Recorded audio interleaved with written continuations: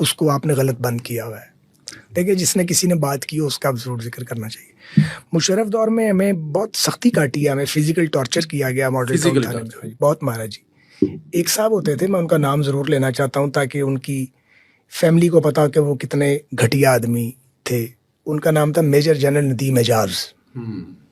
یہ وہی صاحب ہیں جنہوں نے اکبر بگٹی کو قتل کرانے میں اور مشرف سے لڑانے میں اپنا رول پلے کیا.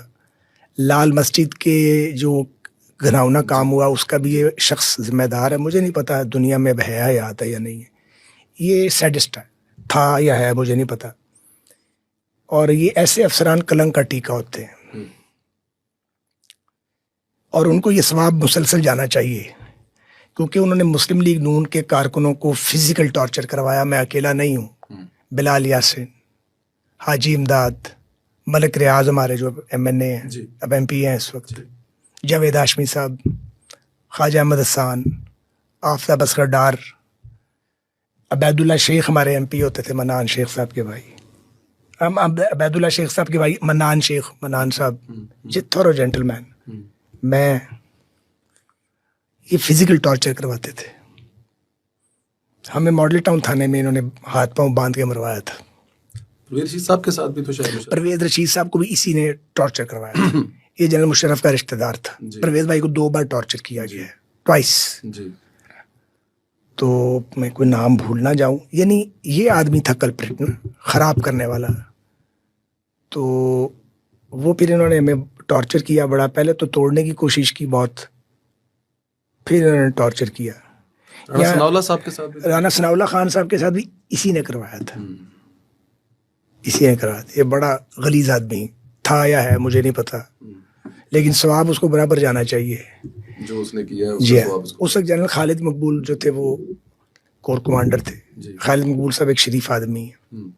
انہوں نے بطور کور کمانڈر اور شاید گورنر بھی تھے, وہ تھے, انہوں نے اپوز کیا, لیکن انہیں پتہ بعد میں لگا. لاہور پولیس نے بہت اپوز کیا, لیکن یہ شخص اپنا کام کر گیا تھا. بڑا مارا جی انہوں نے, مار مار کے سارا جسم کالا کر دیا. یہ باقاعدہ طور پہ فزیکلی آپ مار کی بات کر رہے ہیں, جسے مطلب کہ باقاعدہ مار کہا جاتا ہے. ہاں جی, ہمیں پتا تھا ماریں گے. مجھے نہیں پتا تھا, ہاشمی صاحب کو پتا تھا. اچھا, ہاشمی صاحب کو پتا تھا. وہ بتاتے تھے کہ میں جب کہتے تھے میری والدہ ڈیتھ بیڈ پہ تھی. اچھا. تو وہ میرا انتظار کر رہی تھی, جیل لمبی تھی ان کا, وہ ہم نے کڈنی ٹرانسپلانٹ کرایا ہوا تھا, وہ میرا انتظار کرتی رہ گئیں. تو میں جیل میں ہی تھا. وہ ایک ضمانت ختم ہوتی تھی, ایک ضمانت ہوتی تھی, دوسرا کیس, دوسرا ہوتا تھا, تیسرا 10-12 بار ہو گیا تھا. 10-12 بار ضمانت ہوئی اور دوبارہ پھر کیس. تو والدہ میری بریک ہو رہی تھیں بیٹے کا انتظار کرتے کرتے کرتے کرتے. مجھے رات کو ڈپٹی سپرنٹینڈنٹ جیل میں آئے. یہ بتانا ضروری ہے اس لیے میں اس کا ذکر کر رہا ہوں. انہوں نے کہا گورنمنٹ نے فیصلہ کیا کہ آپ پرول پہ چلے جائیں رات کے 10:30 بجے. میں نے کہا کیوں؟ انہوں نے کہا آپ کی والدہ جو ہے وہ بیمار ہیں. تو میں جب والدہ کے بارے میں سلمان سے چیک کراتا تھا باہر سے تو کہتا تھا ٹھیک ہے, وہ غلط نہیں تھا. تمینہ آپا کہتی تھی, تمینہ دولتانہ صاحبہ, وہ بھی جدوجہد کا ایک بہت بڑا کریکٹر ہے اس دور میں. وہ کہتی تھی کہ شی از آن ڈیتھ بیڈ. سلمان کے نہیں, تمینہ آپا کو نہیں پتا, میں سارا وقت پاس ہوتا ہوں. تمینہ آپا ٹھیک کہہ رہی تھی, سلمان غلط کہہ رہا تھا. خیر اس نے مجھے کہا, تو میں نے اسے کہا کہ, اس نے کہا آپ ابھی جا سکتے ہیں. میں نے کہا میں نہیں جا سکتا. اس کا طریقہ کیا پرول کا؟ اس نے کہا وہ لکھ کے اپلیکیشن دینی پڑتی ہے. تو میں نے کہا میں نے تو نہیں ریکویسٹ کرنی. وہ چلا گیا. وہ میری زندگی کی جیلوں میں سب سے سخت رات تھی. مجھے اندازہ ہو گیا تھا کہ اتنا کام سیریس ہے کہ گورنمنٹ مجھے چھوڑنے پہ آ گئی ہے, مجھے لکھ کے نہیں دینا میں نے. تو نماز فجر کے بعد وہ دروازہ کھلتا تھا تھوڑی دیر کے لیے, تو وہ کھلا, تو وہ ہم سالٹری کنفائنمنٹ میں تھے, تو وہ میں نے پش کیا دروازے کو, کھولا اس کو زبردستی, یعنی وہ انہوں نے کھولا تھا تھوڑی دیر کے لیے صفائی کے لیے. میں نکل گیا باہر, تو میں ہاشمی صاحب دوسرے اینڈ پہ تھے کوٹ لکھپت جیل کے, تو میں ان کے پاس گیا کیونکہ سینئر موسٹ وہی تھے. انہوں نے مجھے کہا, انہوں نے کہا بالکل فوراً جاؤ پرول پہ, ماں تو واپس نہیں آئے گی.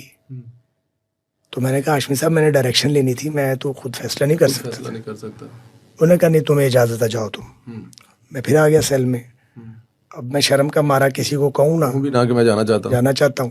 ماں بھی مجھے, ماں کی کشش, یار یہ نہ ہو کہ میں مل نہ سکوں. اگلی رات وہ پھر کوئی 11 بجے کے قریب آ گیا ڈپٹی سپرنٹینڈنٹ جیل. اس نے کہا جی آپ نے کیا سوچا ہے؟ میں نے کہا میں چلا جاؤں گا لیکن لکھ کے نہیں دوں گا, میرے وکیل کے پاس آپ اس سے رابطہ کریں. مجھے بریگیڈیئر اعجاز شاہ صاحب ہوم سیکرٹری تھے, وہ بتاتے ہیں کہ وہ ہمیں پتہ لگ گیا تھا کہ آپ کی والدہ اب سفر آخرت پر ہیں. تو وہ کہتے ہیں کہ میں نے کافی ایفرٹ کی کہ آپ کو چھوڑ دیا جائے, ایک بڑا عرصہ ہو چکا تھا, ٹارچر بھی ہو چکا تھا, انہیں پتا تھا سارا, ٹھیک کہتے ہوں گے وہ. تو وہ بہرحال جی پھر اگلے دن میں ریلیز ہوا, میں سیدھا یہ شیخ زاہد ہاسپٹل گیا والدہ کے پاس. تو وہ کومے میں جا چکی تھی, تو پھر ان سے بات نہیں ہو سکی. پھر کبھی کومے سے 4 دن بعد پھر وہ اللہ کو پیاری ہو گئی, تو پھر وہ بات ہی نہیں ہو سکی. اب آپ بتائیں ہماری نقصان کون پورے کرے گا. لیکن ایک اور بات بھی ہے کہ جو پولیٹیکل ورکرز کے لیے میسیج ہے, یہ آخری میسج بھی آپ کا, اور جو اسٹرگل کرنے والوں کے لیے, ان کو میں یہ پوچھنا چاہتا ہوں کہ میرے والد کا خون بہایا گیا جب وہ 46 کے تھے, میں 10 سال کا تھا اور بھائی میرا 7.5 سال کا تھا. تو کیا میں یہ سیو دیتا کہ اس کا بدلہ پوری پیپلز پارٹی سے لیں, یا اس کی ذمہ داری آج کی پیپلز پارٹی پہ عائد کریں؟ نہیں کر سکتے. اور جو کچھ پھر بعد میں پیپلز پارٹی نے بھگتا, اس کے بعد کیا بچا باقی؟ تو وہ نفرت لے کے آپ نہیں چل سکتے. ایک تو یہ پیغام ہے. تو اگر آپ نے ملک کے مفاد میں چلنا ہے تو پھر آپ کو اپنی نفرتیں اور اپنی تلخیاں پیچھے پھینکنی پڑتی ہیں.